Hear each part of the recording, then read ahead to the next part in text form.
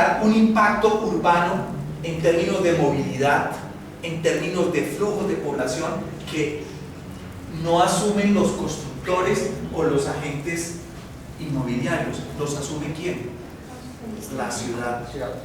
No se dé 1 milímetro de espacio público, lo que en términos urbanísticos se llaman las cargas urbanísticas. No lo ceden. Y van a construir 2 torres de 60 o 70 pisos que requieren parqueaderos, que tienen además centros comerciales. Ahí se genera una renta por esa aglomeración. ¿Quién se apropia de esa renta? Los privados, que tienen todo el derecho. Yo no estoy diciendo lo contrario, pero por la norma como estaba, todas las consecuencias derivadas de las dificultades de movilidad, ambientales, de transporte, las asume el colectivo, la sociedad, el distrito. Primer ejemplo. Segundo ejemplo, ¿conocen Cedritos? El origen de Cedritos son casas grandes, amplias, de 20 metros por 30 de fondo. Allí se desarrolló un modelo de densificación donde se compraron las antiguas casas y se fueron 2 o 3 y se levantaron. ¿Alguien conoce Nicolás de Federman en este momento? ¿Qué está pasando? ¿Qué está pasando en Nicolás de Federman? Se están demoliendo las viejas casas y se están... Y en Cedritos tenemos problemas. Una de las situaciones de los vecinos son: las vías son las mismas que tenía el viejo barrio lo digo, digamos, en términos, con el mismo espacio verde. Las redes de acueducto alcantarillado tienen hoy dificultades, ya llegamos al extremo de que la luz se va con inusitada frecuencia en Cedritos. La norma no impide, antes del POT, que esto está absolutamente legal. ¿Quiénes se apropian de las rentas? Los privados. ¿Qué estamos planteando nosotros? Estamos planteando un ejercicio económico muy interesante, que si ustedes van a Miami, allá quienes construyen, constructores colombianos en Miami, tienen que cumplir, pero acá nos han hecho el escándalo. Es que hay una cosa en la arquitectura y en el planeamiento que se llaman las cargas urbanísticas, que es el porcentaje del predio que usted tiene que ceder como área colectiva o como área para el espacio público de la ciudad. Nosotros estamos planteando que se incrementen las cargas. Pues una es que tenga de un porcentaje de vivienda de interés social y la otra una zona de cesión, dependiendo si es a parque público o de una zona. Te agradezco que yo no soy el técnico del POT, no crean. Me ha hecho acordar de otro elemento muy importante. Entonces estamos planteando que toda construcción que se haga en Bogotá de cierto tamaño, a partir de 1000 metros, tenga que ceder En zonas de desarrollo. o sea, ceder o en el sitio o en otro lado, espacio público. Primera cosa. Y estamos planteando que o construya vivienda de interés prioritario o lo ceda en otro predio. Y el ejemplo que yo pongo es dramático y me perdonan, no voy a dar las conclusiones, yo voy a cerrar aquí por respeto para el diálogo. El ejemplo que yo pongo es elemental. Yo tengo una señora que se llama Doña Anita, pero podría llamarse Doña María, Doña Josefa, Doña Luisa, que me ayuda. Yo tengo 2 hijos y por razones del importantísimo cargo que yo desempeño, pues tengo un horario de trabajo que me lleva a salir de mi casa a las 6 de la mañana y salir a las 10, regresar a las 9 de la noche. Uno se la pasa. Mi hijo cree que reuniones es una profesión. ¿Dónde está papá? En una reunión ya y ahora en otra reunión. Doña María pasa más tiempo con mis hijos que yo, pero Doña María vive en Bosa San Bernardino, o puede vivir en Soacha, compartir. Tiene unos hijos que ella no puede cuidar. Y lo que estamos planteando en lo que tú señalas es por qué no podemos construir al lado de donde vivo yo una vivienda donde pueda vivir Doña Josefa, Doña Luisa, Doña María. Plantear eso ha generado un escándalo terrible Eso se conoce en el mundo como la mezcla de usos. Y es una de las políticas, por ejemplo, si ustedes revisan un plan urbano estratégico, que los invito a revisar como paradigma del mundo, que además a partir de eso se empezó a vender por el mundo los expertos en planeación estratégica urbana, que es Barcelona. Es el tema de la mezcla de usos, de la mezcla social.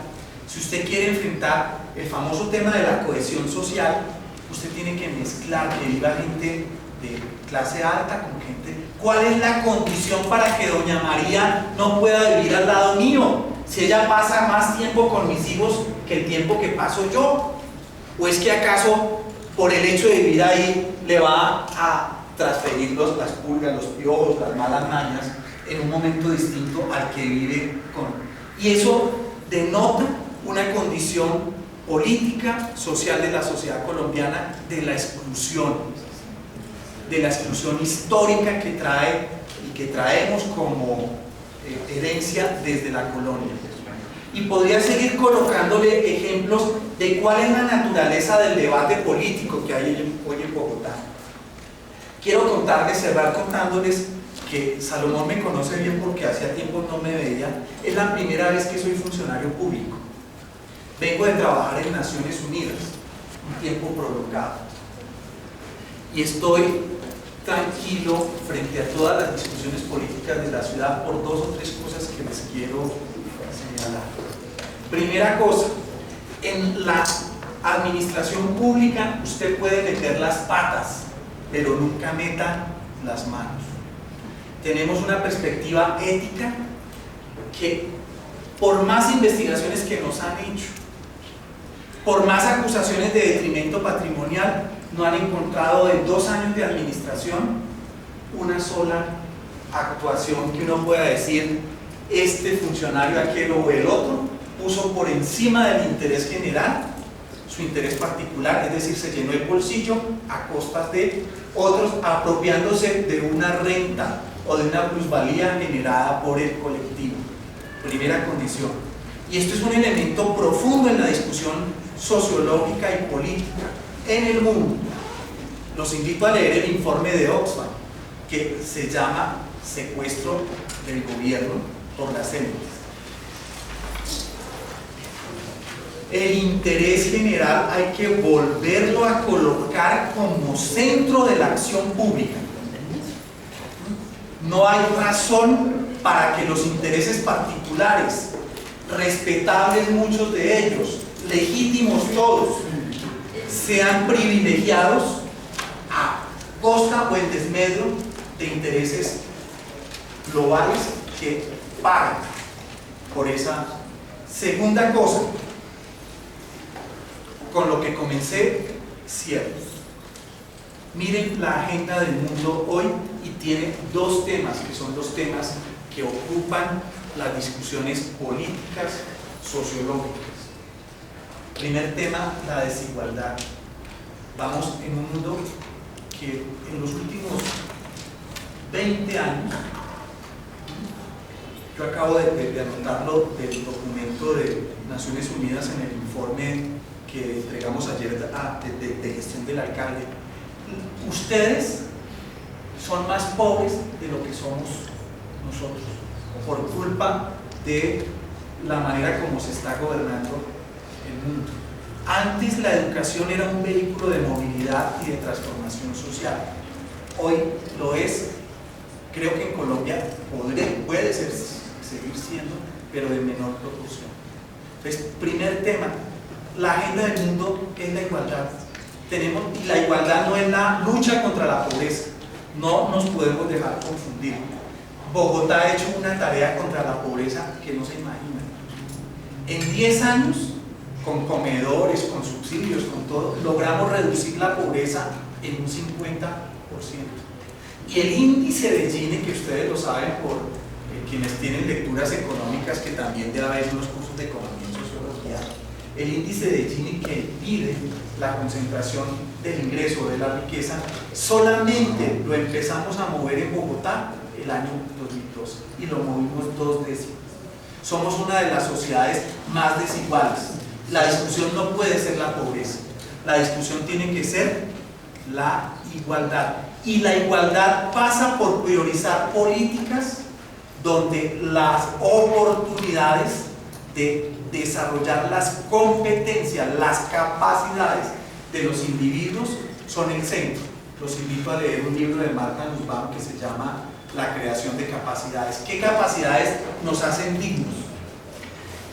Bueno, podría seguir diciéndole muchas cosas, pero dejo ahí señalando: el centro del ordenamiento territorial y de la propuesta del plan es la dignidad de las personas, que todos somos iguales independientemente del estrato socioeconómico al que pertenecemos. No importa que seamos del estrato 0 o del estrato 6, como personas, como seres humanos, tenemos las mismas condiciones y la misma dignidad. Disculpen tantas dudas.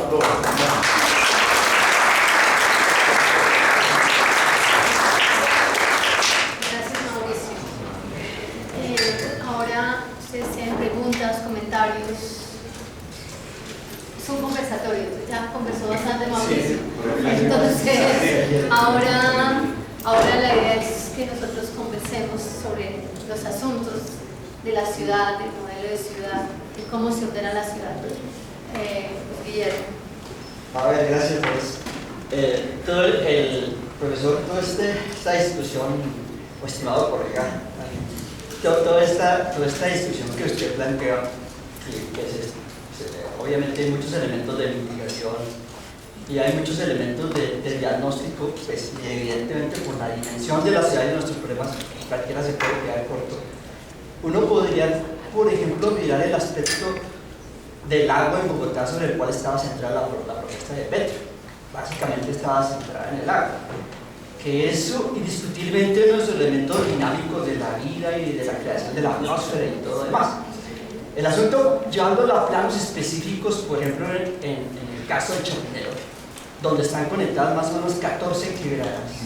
Entre eso, la quebrada de la Vieja, el Cholo Morazán, las Delicias y demás, ¿sí? Y que se han venido peleando como territorios específicos por parte de los pobladores con diversos argumentos, ¿sí? Los de la quebrada de la Vieja, pues estrato 6, la quebrada de las Delicias, pues estrato entre 1 y 2, ¿sí? Y manejando todo ese proceso de creación de esos espacios hídricos. El problema es cómo se permite que una vez que se recuperan esos espacios, como la quebrada de las Delicias, o cómo no se puede controlar mejor, vengan grandes constructoras como Procesar y se apropien de un territorio una vez que ha sido adecuado por la buena lucha de la comunidad, incluso por agencias internacionales. Que es el caso si uno recorre la quebrada de las Delicias. Eso ya es un centro turístico, un espacio turístico ecológico, del cual incluso sacaba el agua a una universidad gratuitamente, se le ponía su chorrito y llegaba allá y tenemos quebrada propia, con cascada propia, con todo propio. Entonces, el problema es qué posibilidad de control realmente hay, pero hasta qué punto, a ver, un gobierno de la ciudad se la puede jugar en toda esa cantidad de intereses políticos, económicos y gente con tantos dientes tan poderosos, como para poder decir algo y poder declarar. Lo último que escuché fue la SAPI, las áreas prioritarias de intervención que estaban dentro de la playa. Ese concepto, por ejemplo, es toda una discusión. Entonces yo me imagino es que como incluso fui a varias comisiones, la CAL, Comisión Ambiental Local de la Alcaldía. Después de que discutíamos, llegaban y nos decían: oiga, esta vaina es como es consultiva, la democracia consultiva, nos estamos consultando. ¿Y para qué me consultan? Si ustedes son los que toman las decisiones. ¿Sí? Entonces uno queda como un punto de papas allá, sin posibilidad real de ayudar a tomar decisiones. ¿Cuál democracia ni qué nada? Entonces, obviamente, ¿en dónde estamos? ¿Hasta dónde el gobierno por lo menos puede reorientar? ¿Hasta dónde realmente se puede reorientar la administración? Bueno, no sé, esos son cuestionamientos. Uno no puede aquí hacer juicios ni señalamientos, porque yo sé que esto es tenaz en términos de los grupos de poder y de la onda con los grupos de poder. Entonces, yo dejaría ahí el cuestionamiento hasta qué punto hay gobernanza en la ciudad por parte de administraciones, alcaldías locales y alcaldía mayor, o hay grupos de presión y de poder muy grandes que no pueden controlar. otro comentario, otro aporte. No sé, yo tengo más como preguntas. Entonces, mi primera pregunta sería respecto a esas igualdades que se supone que el constructor tiene que obligar a la ciudad respecto a la construcción que se haga en ciertos momentos. Entonces, digamos que sea una vivienda de interés social en cierto espacio de, digamos, estrato 6 y va en estrato 1. ¿Qué posibilidades existen que esas viviendas sigan garantizando si no se genera un proceso de gentrificación y se deteriore esa zona y lleguen y la ocupen personas de estrato 6? ¿Cómo se concibe dentro de ese proceso de no gentrificación y de garantía a esa gente que vive ahí? Y la segunda pregunta es, en cuanto a la densificación que se le quiere dar a la ciudad respecto a la infraestructura vial que tiene, ¿cómo se garantizan y cómo se pueden llevar a cabo esos procesos de movilidad sabiendo que las vías ya no van más? Ya Transmilenio tiene que dar espacio, la ciudad tiene que dar espacio y los vehículos particulares a Transmilenio para que se movilicen. Entonces, ¿en qué medida es viable generar esa densificación de la ciudad en espacios de movilidad tan reducidos como se ve la 19 con cuarto? Entonces, no sé, esas son las preguntas que tengo. Unas 5 preguntas, Dayana, y luego yo tengo una pregunta respecto a lo de vivienda de interés social en una zona, en un proyecto de estratos 4 o 5. Primero, digamos que no está bien estipulada en la ley el tema de cómo maneja la constructora esa vivienda, cómo la vende, si la vende abiertamente al público, porque personalmente trabajo en una constructora y lo que hizo la constructora fue quedárselas, o sea, no la sacó a la venta porque está dentro del proyecto y la gente que vive en el proyecto tiene ese estrato 4 y dice cómo va a llegar a vivir aquí una persona. Entonces la constructora lo que hizo fue quedárselas y entregarlas así a personas que trabajan selectivamente y no realmente como se supone que debe ser la vivienda de interés social. ¿Cómo se le da realmente un manejo a eso si las constructoras pues se limpian las manos diciendo sí tengo vivienda de interés social? Pero exactamente.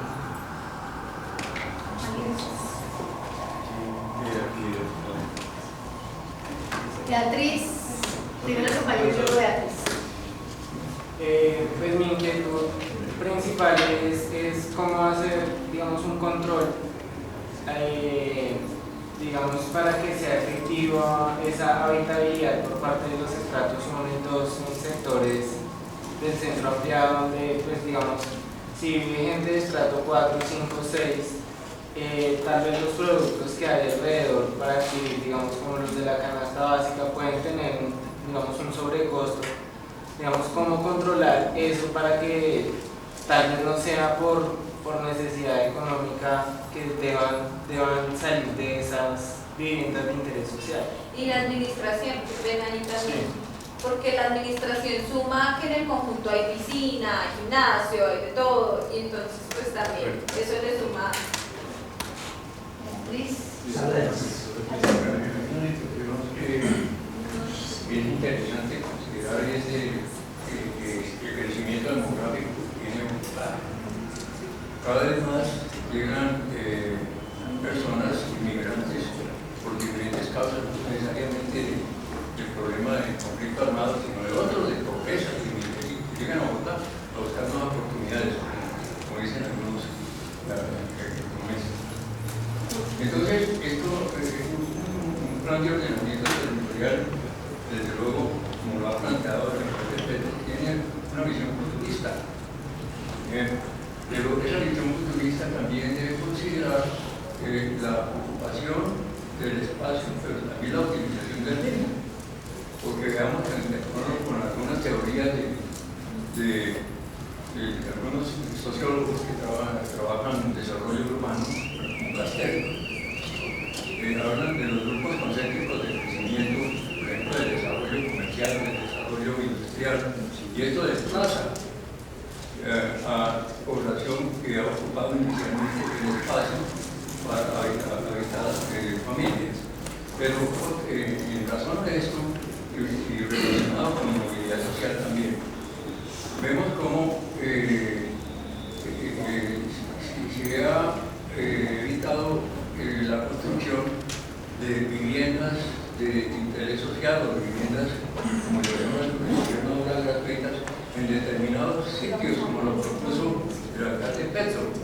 hay espacios inutilizados, como por ejemplo donde funcionan las oficinas de Cana. Yo recuerdo que acá hay un espacio muy bueno para la producción de vivienda.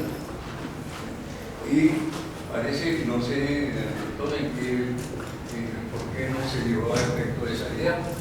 Y lo otro es de lo que se supone el gobierno, especialmente el ahora el ministro y ahora candidato a vicepresidente, que promovió las viviendas y se ocupan de ello. Pero, ¿qué clase de viviendas está dando el gobierno a los pobres? Es unas gobiernos, yo las conozco, no son dignas, son unas viviendas de poco espacio, indignas, y entonces así no se soluciona totalmente el problema. Beatriz, tenía la palabra.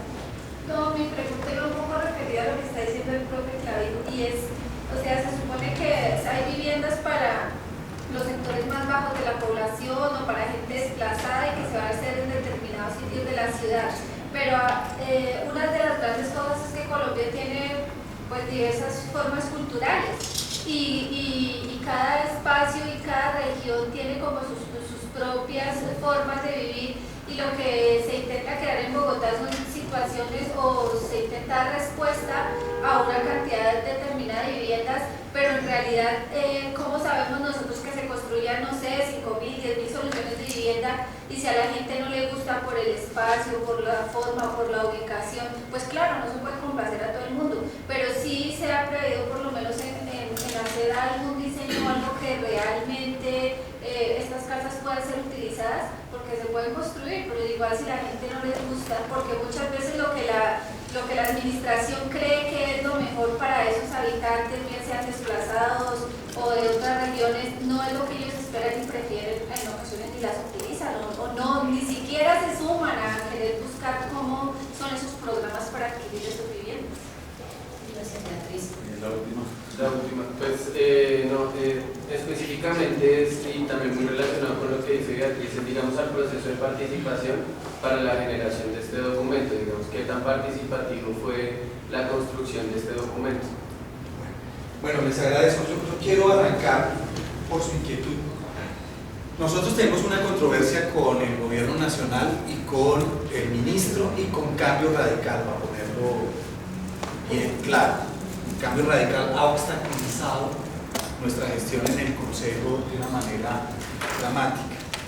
Y el tema es de este elemental, es preguntarle al candidato a la vicepresidencia si él viviría en una de las casas que está entregando gratuitas.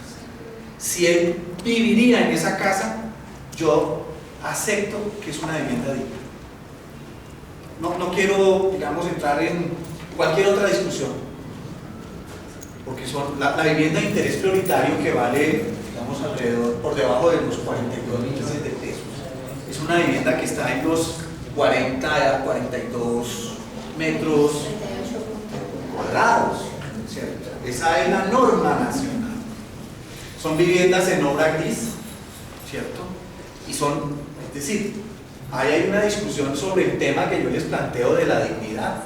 ¿Qué tipo de vivienda estamos desarrollando?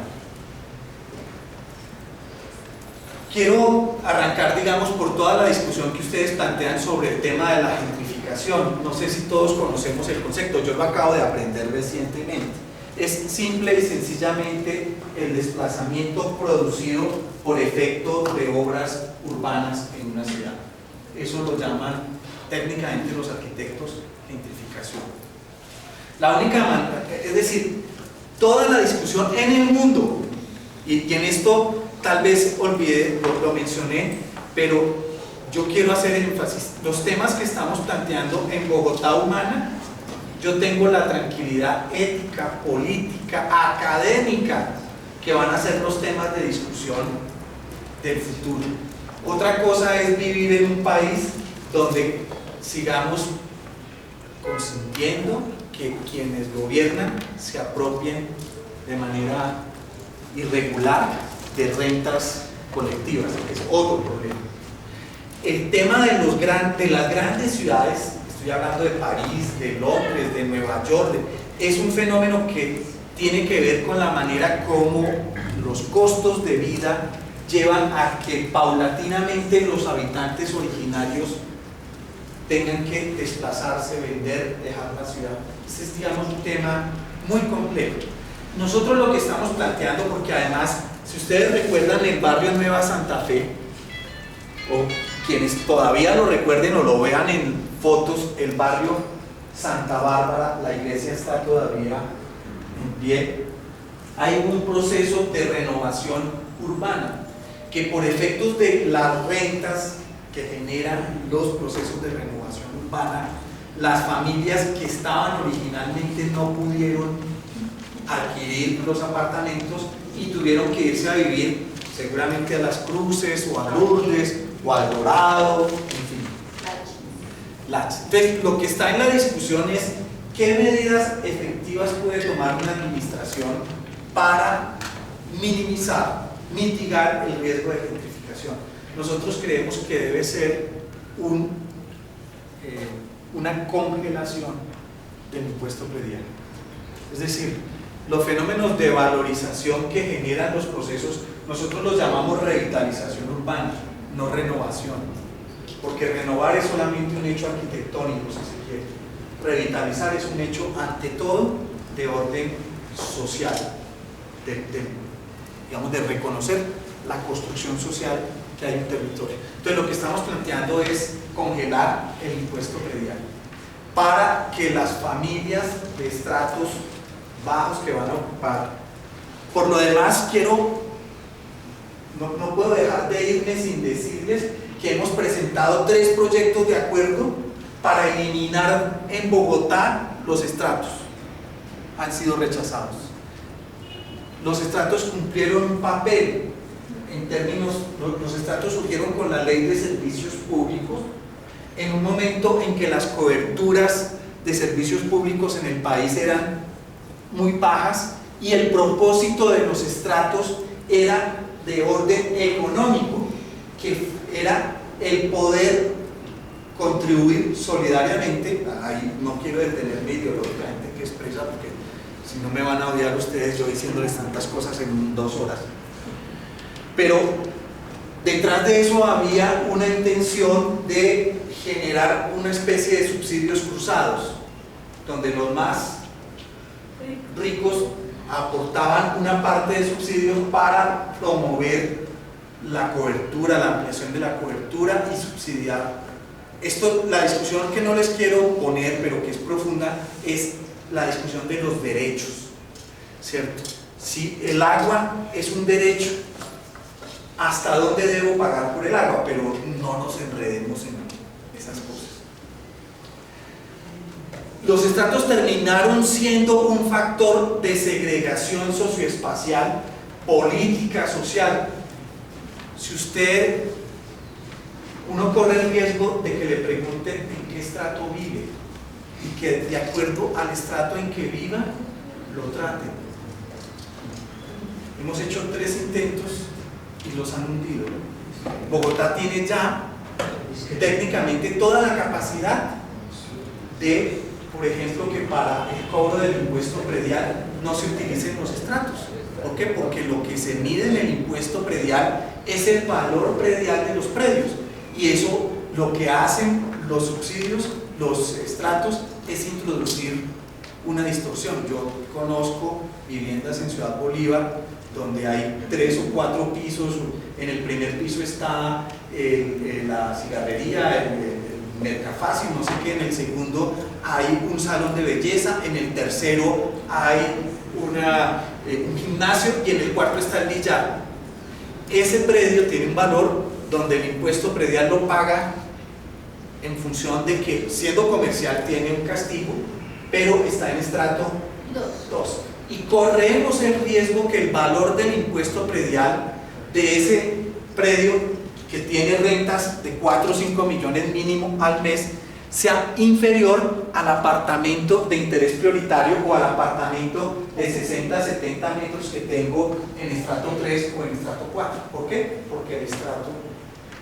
Pero como no es a eso que me trajeron a hablar, lo que estamos planteando es congelar el impuesto predial. Ahora, tenemos, llegas a un punto que he vivido en mi ejercicio como subsecretario en un barrio de Usme, que quedan Los Portales. En fin, les cuento, déjenme en 2 minutos. Luis Carlos Sarmiento Angulo, la organización Aval, regaló 400 apartamentos en la zona de desarrollo reservada para los pobres. Apartamentos. Y aquí quiero decirte que, a pesar de lo que tú señalas, Bogotá ya tiene el 60% de viviendas en propiedad horizontal. Y el modelo ese que heredamos, yo soy la primera generación urbana de mi familia, de que teníamos patio y gallinas y perrito y todo. Ahora el perrito tiene que vivir en el apartamento, ¿cierto? La gallinita no cabe, las maticas no se pueden sembrar a no ser que sean ornamentales. Eso ha venido cambiando. Y también hay otro tema que lo vinculo, que ha venido cambiando, no lo mencioné y no me voy a profundizar por tiempo, pero es todo el tema de ordenamiento territorial y paz. El conflicto en Colombia es por la tierra, ¿cierto? Y parte del problema es si resolvemos o no en una negociación de paz el acceso a la tierra, y eso pasa por la tierra urbana. Pero bueno, no quiero meterle más complicaciones, ya casi a las 12, almuerzo, todo eso. Pero las estimaciones que tenemos de población demuestran una reducción de la tasa, digamos, eso tiene un nombre técnico que es como la tasa natural de crecimiento. Hay una caída, sí, de crecimiento vegetativo importante, una tasa de migración más baja, que no nos resuelve todo el problema, porque lo que nos está generando es que quienes están creciendo son los municipios vecinos. Si ustedes van a Swatch, lo que hicieron allá con viviendas de interés social es, permítame la expresión, como no va a salir sino en Sudamérica, la puedo decir, criminal. No se construyó un colegio, no hay un centro de salud y hay por lo menos 15.000 viviendas de interés social en un terreno ciudad verde. Eso es lo que queremos nosotros evitar, pero volviendo al tema, necesitamos entonces abordar el tema de la gentrificación. Ahora, obviamente tenemos un tema cultural de resistencia muy fuerte. O sea, uno no quiere que le viva alguien de estrato 1 al lado de la casa. Eso es normal. Pero además nosotros vivimos, yo lo digo por donde yo vivo, en una cultura política y donde una de las más recientes discusiones en el conjunto donde vivo era si el parqueadero de visitantes se podía ocupar para tener un tercer vehículo. Entonces, las discusiones de sociedad no son las discusiones de solidaridad, de confianza, son las discusiones de quién pone más plata y toma la decisión. En el ámbito político y en el ámbito de muchas decisiones cotidianas, uno va a decir, oiga, pero ¿para qué otro carro? Y esto tiene que ver, lo conecto con el tema de la movilidad. Créanme que el problema de la movilidad no lo resuelve ni Petro, ni Peñalosa, ni Pacho Santos, ni el buen